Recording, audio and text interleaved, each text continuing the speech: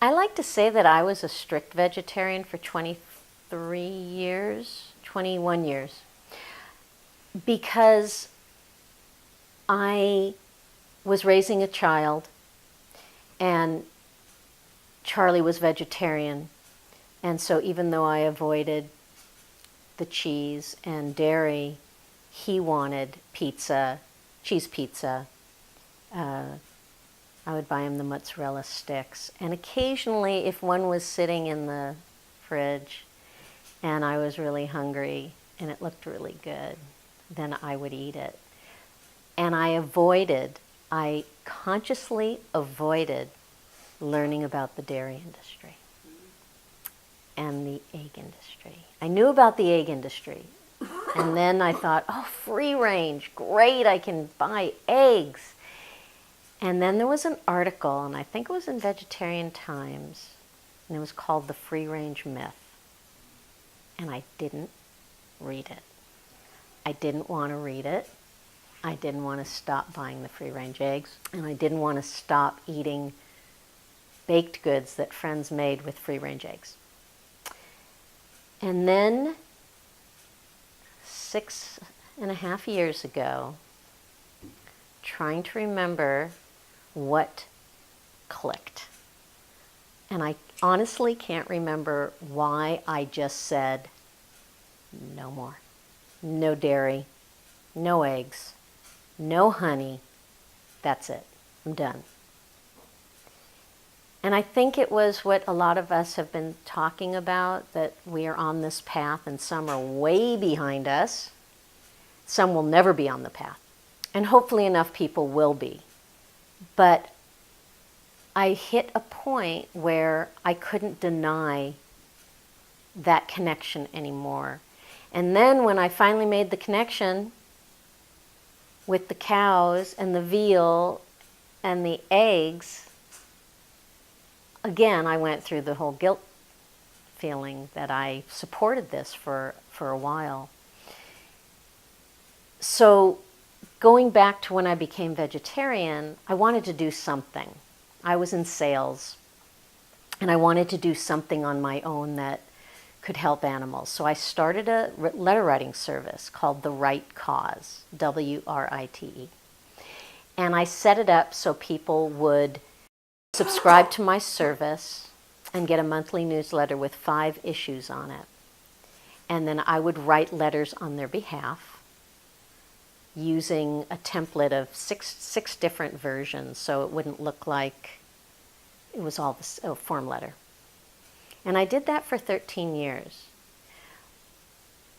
And I was comfortable with it. I always considered myself an armchair activist because I was not comfortable picketing and going in front of doing protests. So as an armchair activist, I could create all these letters trying to influence people, and that was my comfort zone. And then I moved on to writing screenplays because I really wanted to get the word out there on factory farming, on animals and experimentation. I thought, ooh, maybe I'll write a screenplay. So I wrote some screenplays. And then I realized living in Petaluma is not the best place to find an agent or get your screenplay produced. So I started writing books and taking some of the screenplays and novelizing them. And I really thought, and I don't know if this is naive, but I really thought that if people read the books, which were fiction, but I was educating them on factory farming, on puppy mills, on animals and experimentation, they would have that aha moment, and that's it. They'd stop eating pigs and cows and chickens, and that's not what happened. I had people who loved the books, but never made the transition. And it's very frustrating for me. I get extremely aggravated, and I don't know who said it, but that feeling that when you see other people eating meat or eating cake and you know there were eggs and milk and butter in it, and you just want to shake them, and you just want to say, do you understand what you're doing? Do you understand the misery you're causing, and the companies that you're supporting, this business that you're supporting? It's absolutely horrible when people say they love animals. I have to say, well, you don't love all animals, because you eat animals. And that's, to some meat eaters, that's confrontational. And so there is a very, very fine line, and sometimes the best thing to do is not say anything, because people are so passionate about certain things, politics, and like, you're not supposed to talk about politics or religion and veganism. That's basically what it comes down to. Your son, that's what I wanted my son to be. But when I mentioned he turned 9, and I told him he went to the dark side, and it was so difficult. And because now he was no longer associated with me, so he was the carnivore and I was the vegetarian, and he would make fun of me. I mean, I had someone living in my house that was my enemy, and that was really, really tough. He called me tree hugger, what are you eating, bark, and it was very difficult. He's 26 now, and he still eats meat, but he's a lot more respectful, and I think that just comes with maturity. So that's my story. So my mind never conceived it as food, because I didn't get raised eating animals as food. So what I've discovered when I've gotten more recently into wanting to educate others about how it would help their health and the animals, reducing suffering, being vegetarian, I've realized the key is, ideally, if people raise children vegetarian, from my experience, because then it's not food. They're educated, not that animals aren't food, but they're educated on the natural, organic instinct of a little child, which is the animals are your friends, your pets, or you're afraid of them, but they're not something you eat. So still, I'm 41, my mind doesn't conceive how it goes from an animal alive and moving and breathing with eyes to food. Like, it's not food to me. It'll never be food. I don't even get it. I'm not even judging people, or even forget even worrying about the animals suffering. It's that aside. I just don't conceive it in my cellular brain, conscious, energetic level, which is why I've discovered a year or two ago, the key, if you want to help the animals and you have children, is to raise children vegetarian.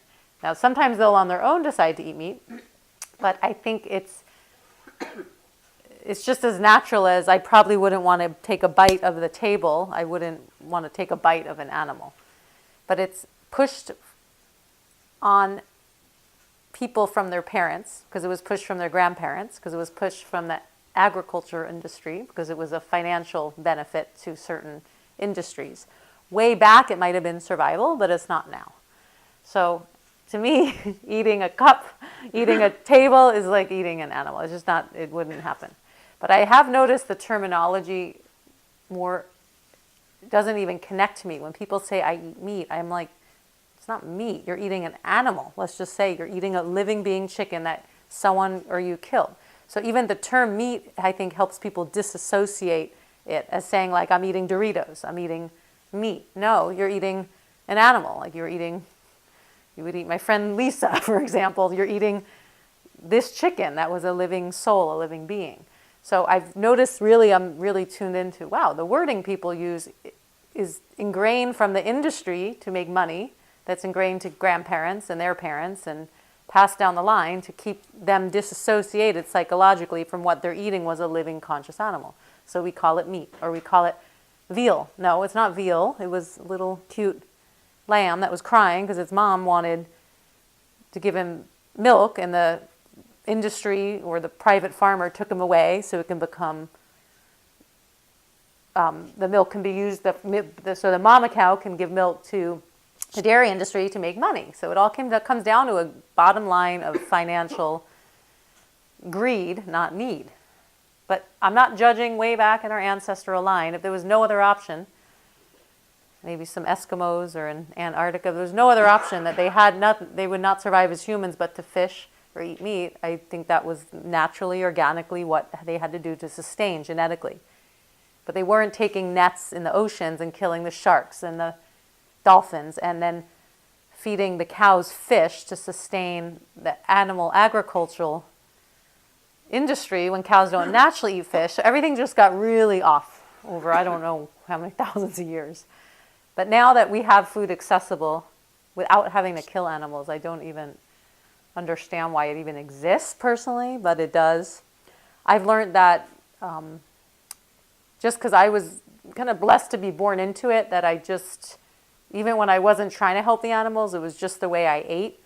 That I guess leading by example is the way you can help people, because I wasn't trying to help people, but when I was 4 and 5, we would go to little parties, your parties 4, 5, 6, and he'd say, I'll have the hamburger, just lettuce and tomato, and then they start laughing, what? But I never felt judged. I never felt misunderstood. I didn't even get upset. It was just, can I have the hamburger without the hot dog? Because it's not food. It's like putting a piece of like a glass bottle in a roll of a hamburger with lettuce, tomato, mayonnaise. I'd say, oh, can I have that, but take out the glass bottle. So that's all my consciousness was. So I never worried about it. But friends would come over and when we were little, and they say, what is that? And it was tofu, chunks of tofu. And they say, what? They never tried it. Tofu! And it was like this big thing back then. But now like everyone knows what it is and it's really accessible. But then it was definitely a thing that even friends came to our house. No one was bringing meat in our house. It was just, this is what we ate. But my mom got creative. So as parents, you can definitely help educate your children, who can educate the children's friends when they come over. But my mom would put like tofu, snuck it in the baked ziti. So we didn't even know it, but there were we getting our protein, our nutrients. So a lot of it has to do with the education of the parents, if they're raising vegetarian kids, or as adults, educating yourself. But my feeling is I also don't think it's very hard to be a vegan or vegetarian. It actually barely takes any thought at all, because you don't even have to worry about it. I've never once had a problem with iron, with protein, with deficiency. And I don't think I need this protein, I need this iron. I don't even think about it. My mom was so worried growing up because she was raised eating meat that when she shifted to have vegetarian kids, every year I remember the doctor, check their iron. And we get the blood prick. Not one of us, 4 children, we're now, my oldest brother's 46, never one issue with iron deficiency, with any vitamin deficiency, with protein, never. My truth is there's no health issues associated with raising vegetarian or vegan kids, except vegan, you have to get the B12. But it's as simple as breathing. Just eat what's food and leave the animals. Well, I'm grateful to my lovely, beautiful, vulnerable, little under the weather Amy for co-hosting this evening and allowing lovely people, but people to come into our home tonight rather than resting and just sitting in front of a cozy fire in the background. I want to thank you, Lee, for, as Amy said earlier, choosing our home to hold our first vegan speaking circle. And then I'm really grateful to meet all of you and at least go deeper in this context. So this is more powerful for me than I thought it would be, actually. There's so much I want to talk to Lee about, bouncing off of people's content, like, oh, that you said that, and what about that topic? It brought it up for me. So it's not just the depth of sharing in a circle and having people really connect and hear each other in an intimate way, which is so special for me still, because it's still so new, but then also doing it with respect to this content. And I'm inspired to, as our metaphor for this evening, continuing down the path. Like, wow, I mean, this is such a crazy culture. So it's really great to get a break, or I guess a break from being in an unfriendly environment, or I might receive criticism for doing it, but then also to support each other.